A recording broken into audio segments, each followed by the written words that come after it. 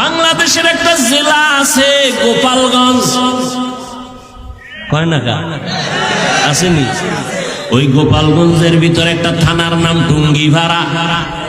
কথা কয় না? টুঙ্গিপাড়ার ভিতরে রাজনৈতিক এক দলের নেতা আছে, কিন্তু গোটা মুসলমানের এই বাংলাদেশের আধ্যাত্মিক জগতের একজন রাহবার ওর পাশে আছে, খবর নাই। গাওহারডাঙ্গা শামসুল হক ফরিদপুরি রহমাতুল্লাহ আলাইহি কত বড় একজন ওলি কামেল। আইয়ুব খানের ধমক দিয়া বলেছিল, আইয়ুব খান টাকা দিয়া গরু কিনা যায়, শামসুল হকের কিনা যায় না। আউলিয়ারা কারে উকবা ইখতিয়ার, জাহেলারা কারে দুনিয়া ইখতিয়ার। সেই শামসুল হক ফরিদপুরি বলেন, কোন এক আয়াতের ব্যাখ্যায় আমি ওদিকে যাব না, তিনি বলেন দুনিয়ায় যত মানুষ সব পাগল পাগল। আমি কইছি মুসলমান উম্মতের রাহবার শামসুল হক ফরিদপুরি, ঢাকা লালবাগ মাদ্রাসা, ফরিদাবাদ মাদ্রাসা, এরপরে কি বলে বড় কাটারা মাদ্রাসা, এগুলোর বাণী তিনি। জবরদস্ত একজন বুজুর্গ, তদানীন্তন সময়ে মুসলমানের পক্ষে পার্লামেন্টে চ্যালেঞ্জ দেওয়ার মতো ব্যক্তি। হার লাইনে ভাষা, ইংলিশ, অঙ্ক, বাংলা, ইংরেজি, ফার্সি, উর্দু, হিন্দি সব।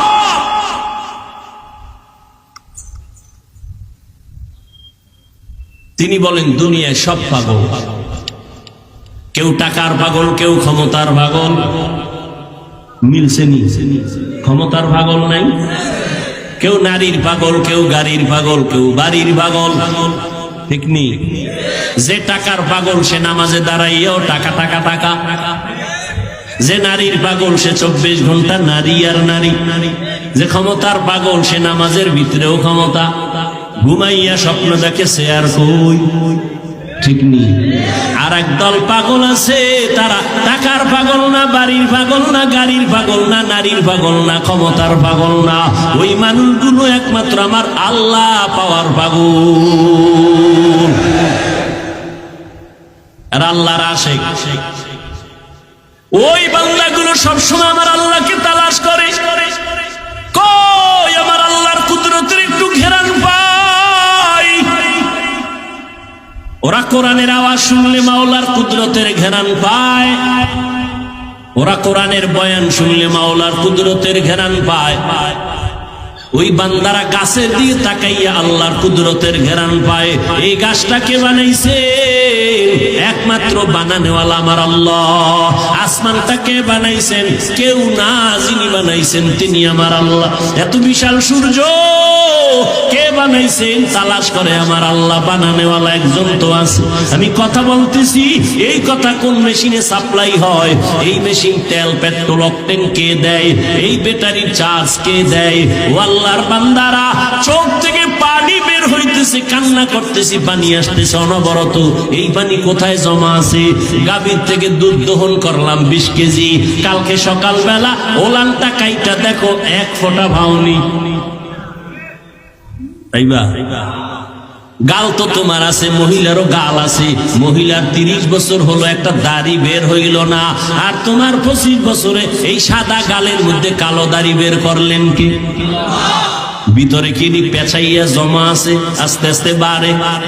গালের চামড়া কাইটা দেখ, একটা পশমের ভেতরে নাই। আমার আল্লাহ পাকের কুদরত, আঙ্গুলের নখগুলো বড় হয়, বড় হয়, বড় হয়। দুনিয়াতে যেদিন আসছো দাঁত ছিল না, ছিল না। আব্বা আম্মা কোনদিন মোনাজাত দিয়া বলেন, আল্লাহ দাঁত দাও আমার সন্তানের। সময় মতো আল্লাহ কয় 2 মারি থেকে দাঁতগুলো লম্বা হতে থাক, নিচে আর উপরে। সময় একটা জায়গায় আইসা আল্লাহ কয় স্টপ, উপরের দাঁত আর বড়, নিচের দিয়ে যাবি না, নিচেরটা উপরে যাবি না। আল্লাহ যদি স্টপ করে না দিতেন তো উপরেরটা নিচে যাইতো, নিচেরটা উপরে গিয়ে ক্রস হয়ে যেত, ঠিক নি? বান্দা একটু চিন্তা করো, আল্লাহ কেমন দয়ার আল্লাহ। আল্লাহ মানুষটা কেমনে দেখলে ভালো লাগবে ওইভাবে আল্লাহ বানাইছে। এজন্য 30 বছরের নারীর গালে দাড়ি নাই, 25 বছরের যুবক তোমার গালে কেন দাড়ি? আমার আল্লাহ বুঝি এটা বানাবার ক্ষেত্রে ভুল করছেন। তাহলে কেন কাটরে বাবা?